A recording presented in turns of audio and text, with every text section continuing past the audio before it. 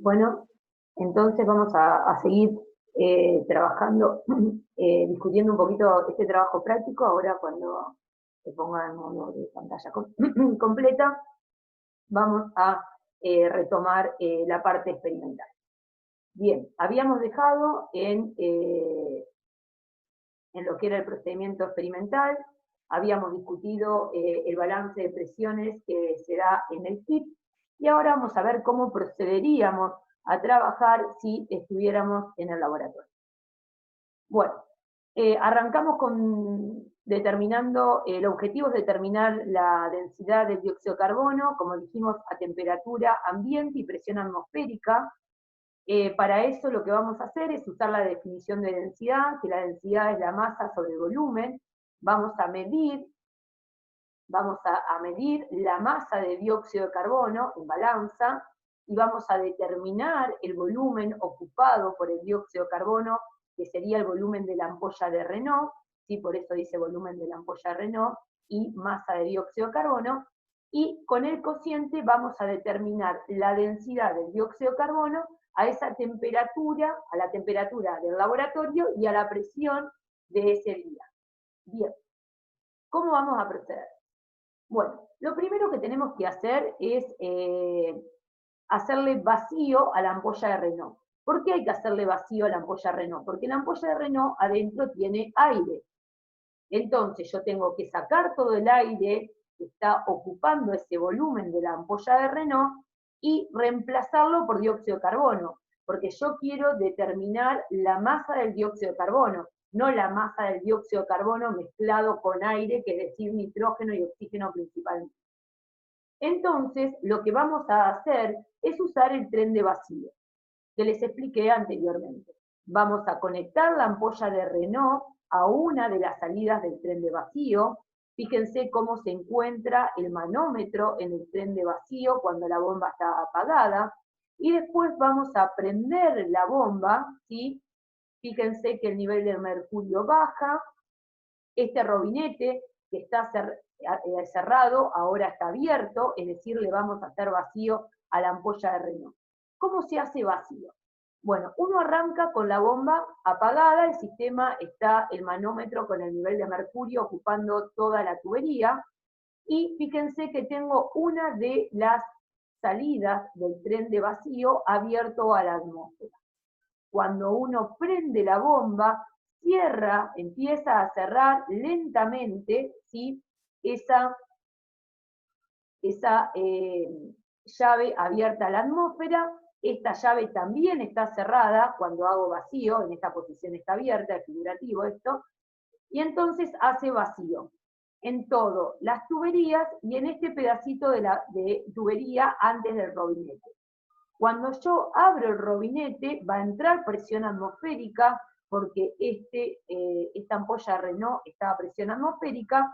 Voy a ver una leve subida del nivel de mercurio, porque entró un poquito de presión atmosférica, hasta que la bomba haga su trabajo y recupere el vacío en todo el sistema. Voy a hacer vacío durante 15 minutos.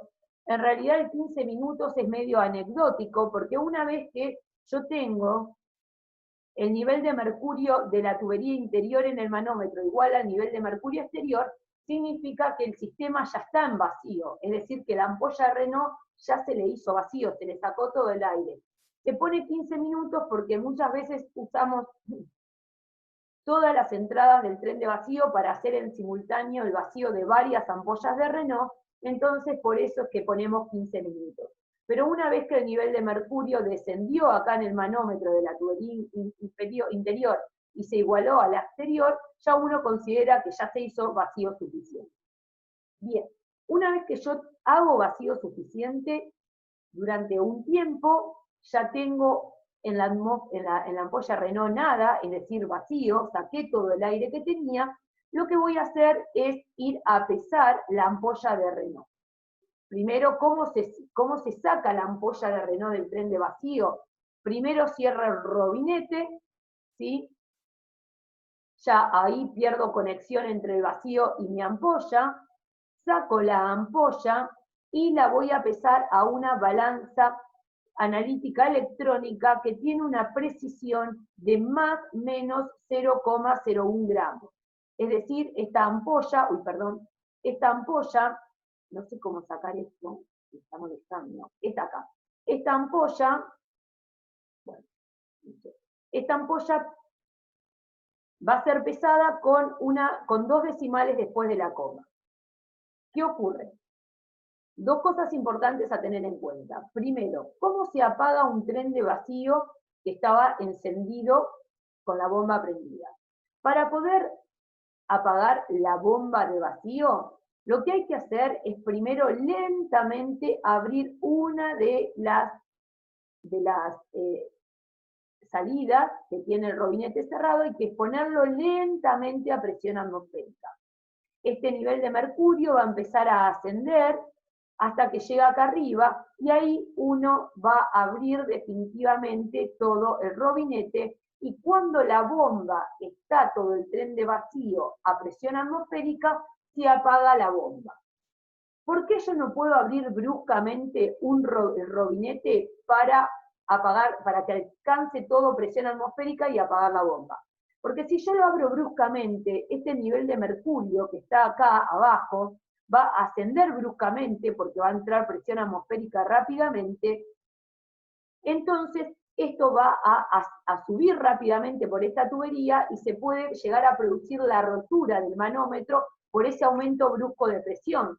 Porque este nivel de mercurio que está todo contenido acá abajo, cuando vos lo ponés a presión atmosférica, quiere subir bruscamente y quiere adquirir la altura correspondiente a la presión atmosférica, que son 76 centímetros de mercurio, aunque yo en este manómetro lo obligo a que solamente tenga una altura de 30 por el diseño experimental que tiene este manómetro. Entonces siempre hay que hacer la abertura del robinete que va a dar entrada a presión atmosférica lentamente para restablecer la presión atmosférica en todo el tren de vacío. Y recién ahí, cuando tengo todo a presión atmosférica y esta altura de mercurio ya está ocupando toda esta altura, ahí apago la bomba. Bien. Mientras tanto, un docente se ocupará de apagar la bomba y los alumnos irán a pesar la ampolla de Renault. Como la ampolla de Renault adentro no tiene nada, es decir, tiene vacío, la entrada del aire que está a su alrededor a presión atmosférica sería muy fácil si esta ampolla perdiera, es decir, perdiera vacío. Si la ampolla no está herméticamente cerrada, puede empezar a entrar aire adentro de la atmósfera de la ampolla, porque adentro de la ampolla no hay nada. Entonces, esta pesada de la ampolla de Renault tiene que ser una pesada rápida. Ven que dice hacerlo rápidamente y siempre agarrando la ampolla del alambre. Y ahí se determina la masa de la ampolla vacía, se llamará MB. ¿Por qué? Porque la masa de dióxido de carbono será la resta de la masa de la ampolla llena con dióxido, ahora vamos a ver los pasos que vienen, menos la masa de la ampolla vacía. En este paso estoy determinando este valor, M vacía, ¿sí? ¿Por qué hay que hacerlo rápido? Porque si esta ampolla no hace un buen vacío, va a empezar a entrar aire, y el peso, la masa que voy a determinar de esta ampolla, no va a ser la masa de la ampolla vacía, sino que va a ser una masa de una ampolla que tiene aire adentro. Y después eso me va a producir un error en la determinación de la densidad del dióxido de carbono, porque yo voy a pensar que esa es la masa de la ampolla vacía, cuando en realidad es una masa de una ampolla vacía que está llena con aire, o tiene algo de aire. Entonces hay que hacerlo rápidamente. ¿Cómo me doy cuenta que la ampolla pierde vacío? En el trabajo práctico nosotros nos damos cuenta en 2 puntos que la ampolla pierde vacío, que no hace buen vacío. Eso significa pierde vacío. Una es cuando la conectás en el tren de vacío. Si yo tengo todo este tren de vacío con la bomba prendida, con el nivel de mercurio, ¿sí?, a este nivel, y conecto la ampolla y empiezo a hacer vacío, y veo una subida del nivel de mercurio en la tubería, es decir, acá, me voy a dar cuenta que cuando conecté la ampolla y empecé a hacer vacío, por algún lado está entrando presión atmosférica. Y no hay otra razón que sea la ampolla de Renault. ¿Por qué? Porque antes de conectar la ampolla, cuando este robinete estaba cerrada, el vacío que hacía el manómetro, el vacío que hacía el sistema, estaba bien, porque esto estaba representado porque el nivel de mercurio en el manómetro exterior es igual al interior, y cuando conecté la ampolla, el nivel de mercurio ascendió. Eso me está indicando que la ampolla, por algún lado no está haciendo buen vacío. Generalmente el problema son los robinetes de la ampolla, es decir, esto. Y en otra forma de darme cuenta que la ampolla no hace un buen vacío es porque cuando yo la peso a la ampolla, empiezo a observar que este número, el 150,01 gramos, empieza a aumentar en masa, en valor. ¿Eso que me está indicando? Que en la ampolla está entrando aire. Entonces, si yo voy a pesar la ampolla y veo que la masa de la ampolla oscila ascendentemente, entonces eso me está indicando que la ampolla no está entrando presión atmosférica, es decir, aire, en algún punto. Y eso es un motivo de error en este trabajo práctico. Bien. Una vez que pesé la masa de la ampolla vacía, ahora con la masa en vacío, lo que tengo que hacer es ir a llenarla con dióxido de carbono. ¿Cómo la voy a llenar con dióxido de carbono? Bueno, lo tengo que llenar con el aparato de KIP y el tren purificador. Es importante que antes de comenzar con el llenado de la ampolla, uno tiene que purgar las líneas, todas estas líneas, y saturar las soluciones del tren purificador con dióxido de carbono. ¿Qué significa? Que yo voy a hacer andar el KIP antes de conectar mi ampolla de Renault. ¿Por qué? Porque el KIP libera dióxido de carbono impurificado con cloruro de hidrógeno y vapor de agua, y acá en todas estas tuberías y adentro de estas soluciones no hay dióxido de carbono, hay aire, nitrógeno y oxígeno. Entonces, primero, tengo que limpiar todas estas tuberías con dióxido de carbono. ¿Cómo se hace? Haciendo que el dióxido de carbono circule. Se lo deja pasar, que vaya saliendo por esta salida. Y además tengo que hacer otra cosa adicional. Tengo que saturar las soluciones del frasco 1 y 2 con dióxido de carbono. ¿Eso qué significa? Que acá tengo que llenar, ¿sí? Saturar el agua del ácido sulfúrico con dióxido de carbono. ¿Qué significa esto?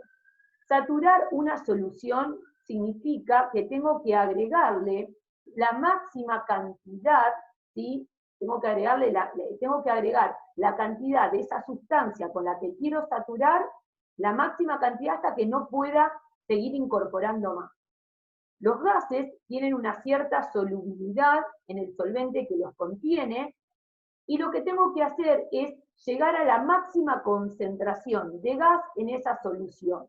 Las moléculas de dióxido de carbono gaseosas se solubilizan se disuelven en este agua o en este ácido sulfúrico. ¿Hasta cuándo? Hasta que no pueden solubilizarse más.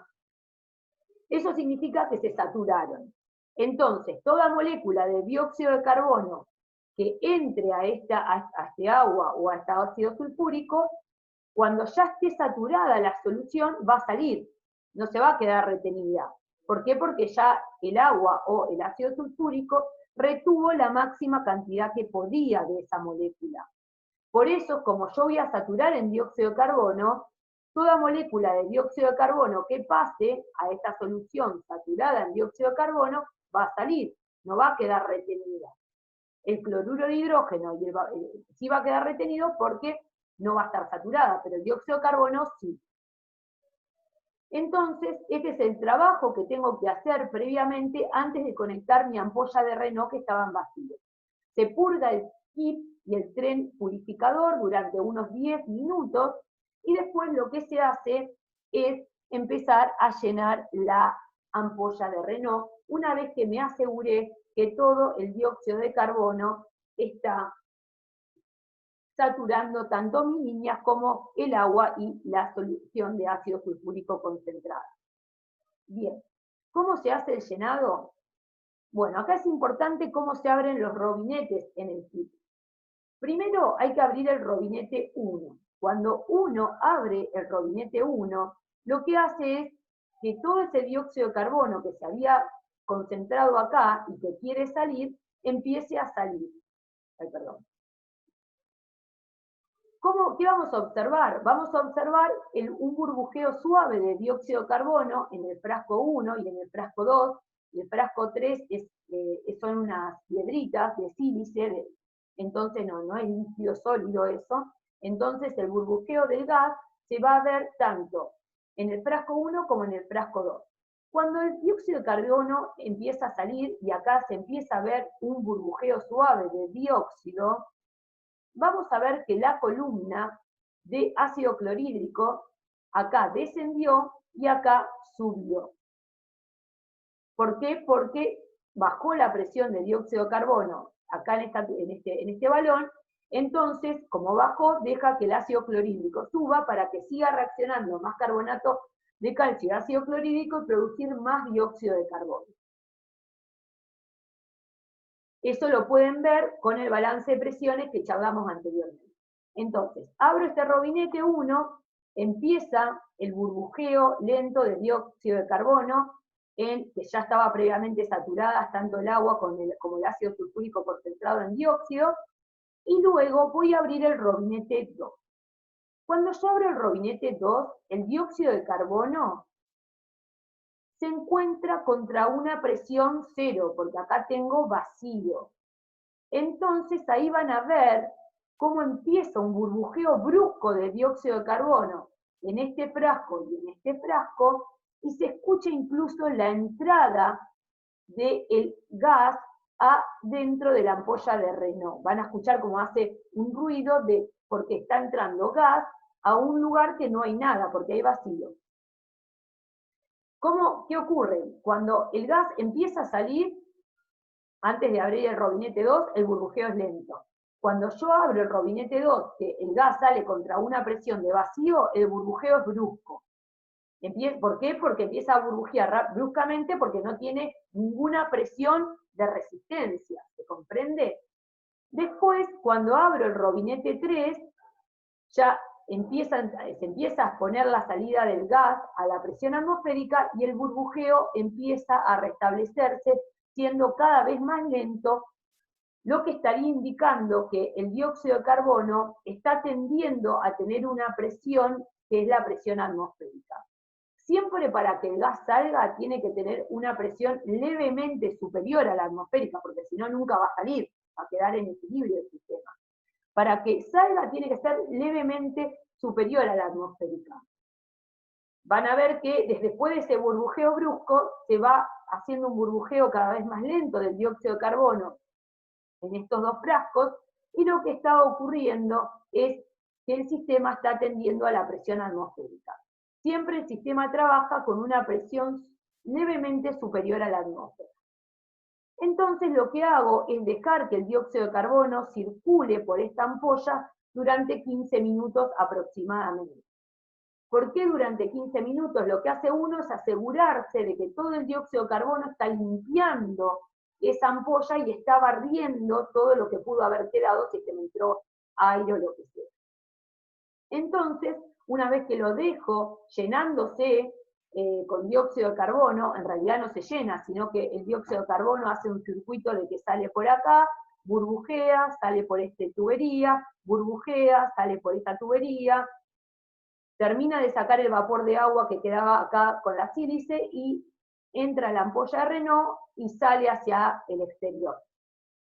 Eso se hace durante 15 minutos, como que haces pasar una corriente de dióxido por la ampolla de Renault. Bien. ¿Qué ocurre luego?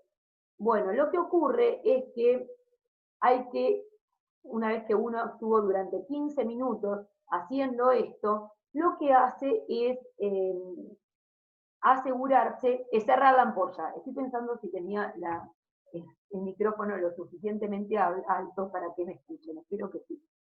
Bueno, ¿cómo hago para cerrar este sistema para retener el dióxido de carbono en la ampolla de Renault?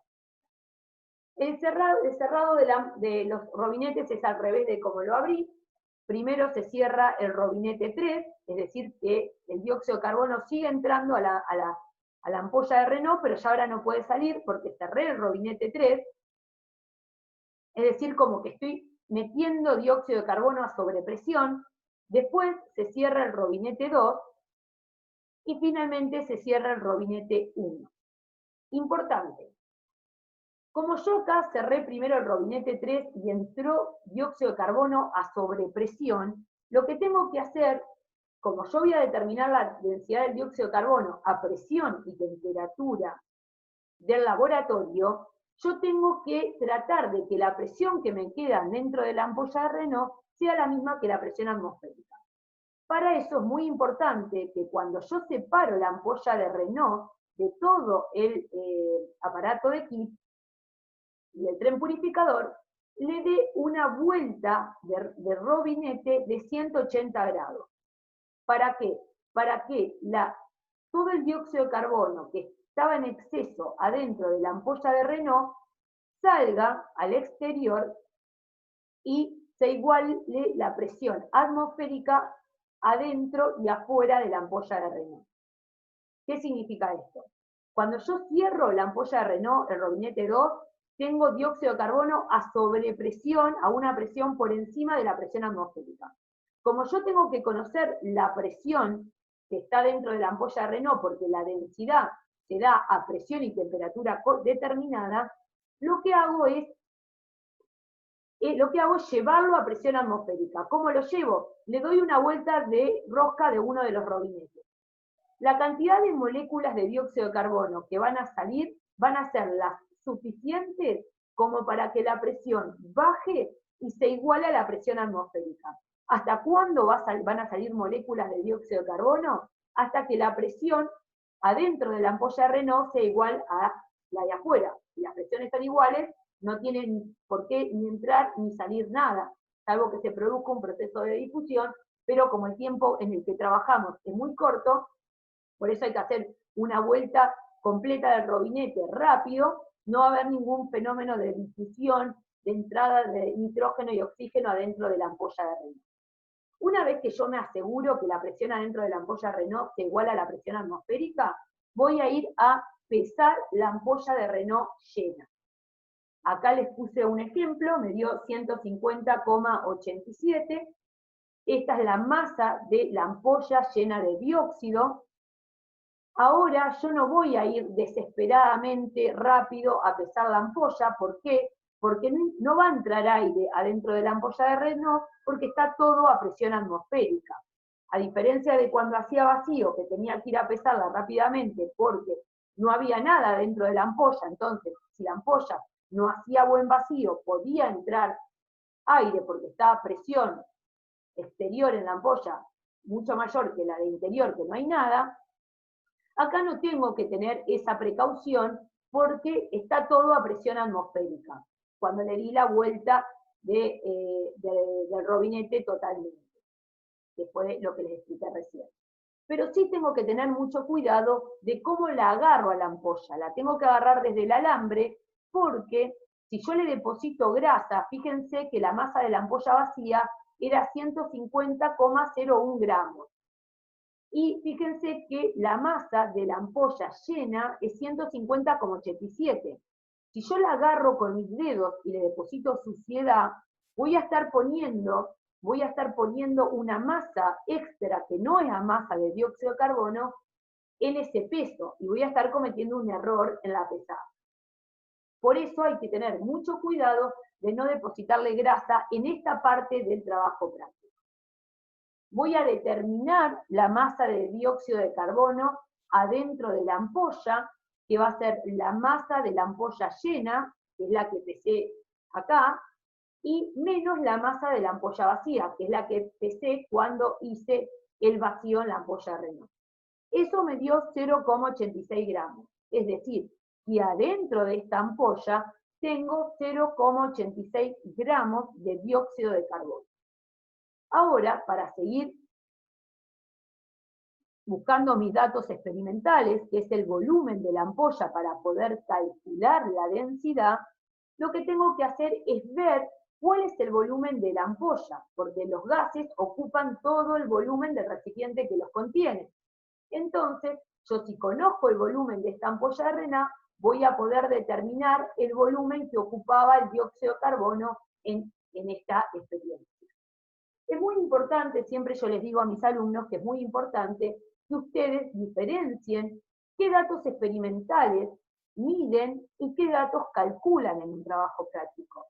Yo, por ejemplo, en mi casa puedo calcular la masa del dióxido de carbono, pero en mi casa no puedo irme del laboratorio y determinar la masa de dióxido de carbono de la ampolla llena con dióxido de carbono, porque eso es un dato experimental. Es muy importante que el alumno se dé cuenta qué es un dato experimental y qué es un dato obtenido por cálculo, porque los cálculos se pueden hacer en casa, pero los datos experimentales hay que obtenerlos sí o sí en el laboratorio. Bien, si yo me olvido un dato experimental, entonces voy a tener el guía experimental en el laboratorio tirado a la basura. Pero si yo me olvido de hacer un cálculo, no importa, lo puedo hacer en otro momento. Bien, ¿cómo voy a medir el volumen de la ampolla de Renault? El volumen de la ampolla Renault se mide de la siguiente manera. Van a llenar la ampolla de Renault con agua destilada.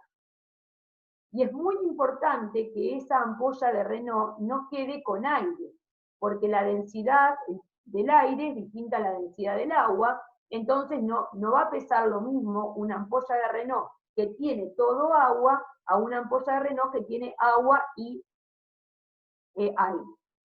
Van a llenar el robinete interior, la parte del robinete, toda la ampolla la van a llenar con agua destilada. En la guía dicen que tienen que usar agua destilada hervida, pero nosotros, eso es para eliminar los gases que tienen disueltos el agua destilada, pero nosotros no la hervimos, trabajamos con agua destilada directamente. Una vez que llenan la ampolla con agua destilada, la van a pesar en una balanza de precisión 0,1 gramos. Fíjense la diferencia entre la balanza que pesa agua con la que pesan la del dióxido de carbono. Fíjense que la balanza con la que pesaron dióxido de carbono tiene 2 decimales después de la coma y esta tiene solo 1 decimal después de la coma.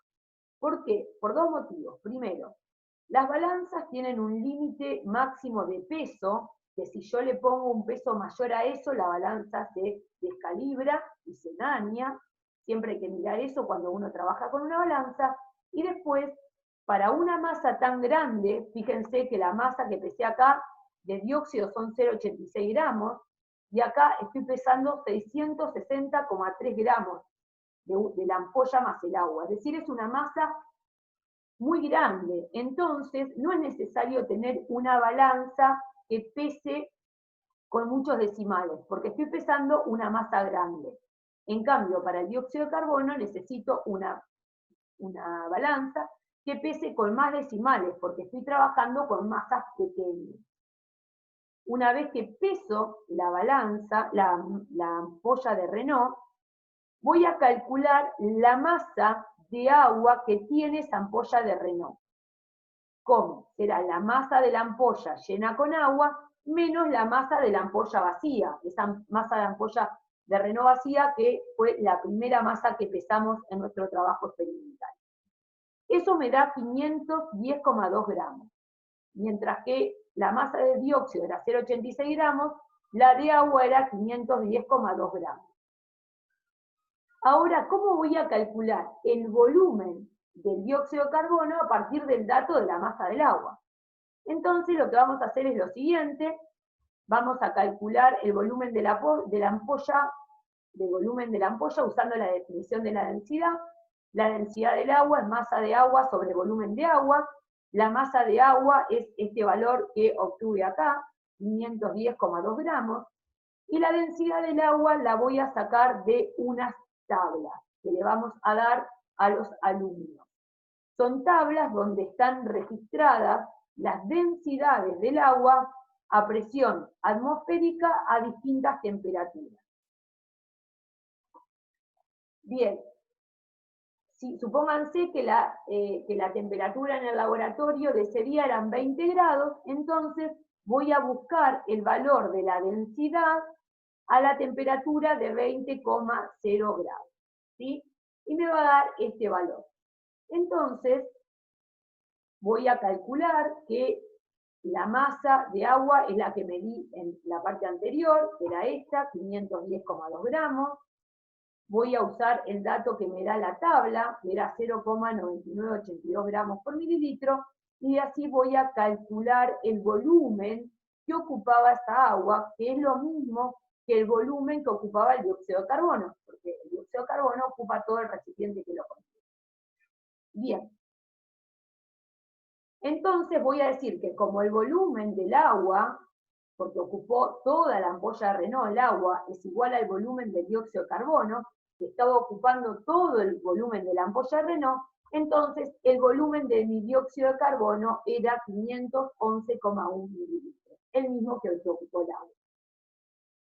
Con ese dato, más el dato de la masa que había calculado anteriormente por diferencia entre la masa de la ampolla llena con dióxido menos la masa de la ampolla vacía, voy a calcular la densidad del dióxido de carbono a la presión y a la temperatura que teníamos ese día en el laboratorio. Es muy importante que midan la presión y la temperatura que tenían ese día en el laboratorio. ¿Por qué? La presión la van a medir en el barómetro de Fortin, que es la que ya se lo han explicado seguramente en el TP de leyes de los gases, y la temperatura la voy a determinar con un termómetro, ¿sí? Voy a medirle la temperatura al agua, ¿sí? Y de esa manera voy a determinar la temperatura de la experiencia, que no va a ser muy distinta a la temperatura ambiente. Bien, es decir, no me puedo ir del laboratorio sin medir la masa de la ampolla vacía, la masa de la ampolla llena con dióxido, la masa de la ampolla llena con agua, la presión atmosférica medida en el barómetro de Fortin y la temperatura. Todo lo demás lo puedo calcular en casa, como por ejemplo la densidad de dióxido de carbono a la presión y la temperatura del laboratorio. Bien. Ahora, hasta acá, uno lo que hace es determinar la densidad del dióxido de carbono a la presión y la temperatura del laboratorio, es decir, a las 758,2 milímetros de mercurio y 293 Kelvin. ¿Cómo hace? ¿Ahora qué hace uno? Bueno, ¿habré hecho bien el experimento? ¿Estará bien?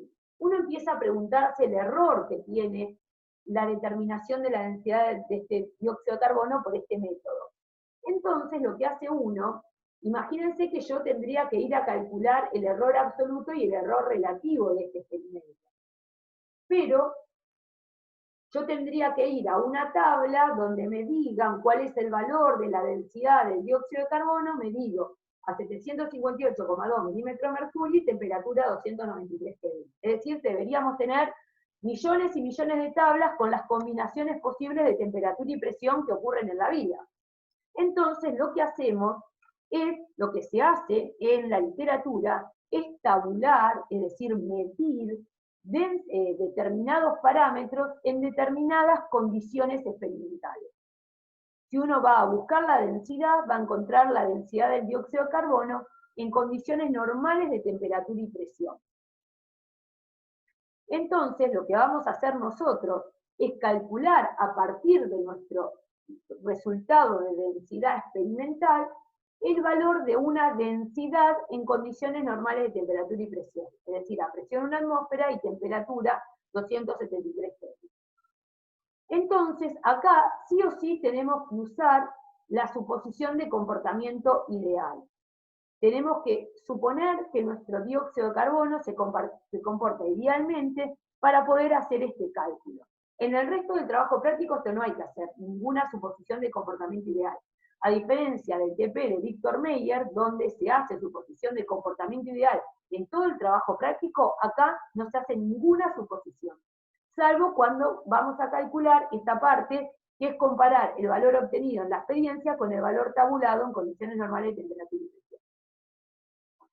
Para eso hay que suponer que el gas se comporte idealmente, entonces lo que vamos a decir es que en las condiciones experimentales la presión, la presión por el volumen es igual al número de moles por la constante de los gases por la temperatura, todo en el laboratorio.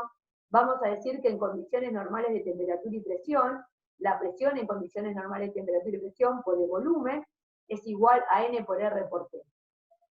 Si usamos que el número de moles es igual a la masa dividido el peso molecular, y reordenamos la ecuación 2, nos queda que la presión experimental es igual a la masa sobre el volumen experimental por R por la temperatura experimental sobre el peso molecular. M mayúscula es el peso molecular. Si ustedes miran esta expresión, van a ver que esto, M sobre B, es lo mismo que hablar de densidad en las condiciones experimentales. Entonces, si en vez de llamar M sobre B experimental, le digo densidad experimental, me queda una expresión de la densidad de la presión experimental en función de la densidad experimental, la constante de los gases, la temperatura experimental y el peso molecular. Si hacemos lo mismo con la ecuación 3, van a ver que va a quedar que la presión en condiciones normales de temperatura y presión es igual a la densidad en condiciones normales de temperatura y presión por R, por la temperatura en condiciones normales de temperatura y presión, dividido el peso molecular. Si ahora reordenamos todas las magnitudes que varían, por un lado, y todo lo que son constantes por el otro, ¿qué es constante? La constante de los gases y el peso molecular es una constante. Pero la presión, la densidad y la temperatura son variables. Mientras que hacemos lo mismo para las condiciones normales de temperatura y presión, y después igualamos R sobre M es igual a la presión experimental, la densidad experimental, la temperatura experimental, que es igual a la presión en condiciones normales de temperatura y presión, densidad en condiciones normales de temperatura y presión, y temperatura en condiciones normales de temperatura y presión. Ven que estos dos son iguales, entonces si estas dos cosas son iguales, pues estos dos son iguales. Por eso igualamos acá. Despejamos la densidad en condiciones normales de temperatura y presión de esta expresión, y vamos a ver que la densidad en condiciones normales de temperatura y presión es igual a la densidad experimental, que es la que determiné en el laboratorio hoy, antes de empezar a hacer todos estos cálculos, la presión en condiciones normales de temperatura y presión, que es un dato, la temperatura experimental, que es la que medí en el laboratorio, la temperatura en condiciones normales de temperatura y presión, que es un dato, que es 273 Kelvin, y la presión en condiciones experimentales, que es la que medí en el laboratorio. Fíjense que acá vamos a calcular finalmente, usando esa expresión, la densidad en condiciones normales de temperatura y presión, teniendo en cuenta que ese día en el laboratorio la presión experimental era igual a 758,2 milímetros de mercurio, la temperatura experimental era 293 Kelvin, y la densidad era, la que calculé, era 1,7 gramos por litro. Para condiciones normales de temperatura y presión, la presión es 760 milímetros de mercurio, la temperatura es 273 Kelvin. Todos estos son datos, los meto adentro de esta ecuación y despejo la densidad en condiciones normales de temperatura y presión. Es decir, yo calculé la densidad en condiciones normales de temperatura y presión a partir de mi dato experimental de densidad. Es decir, si yo medí muy mal mi densidad porque cometí errores experimentales, tuve problemas en el desarrollo experimental, se va a ver reflejado en esta densidad que yo calculé también, que es la densidad en condiciones normales de temperatura y presión.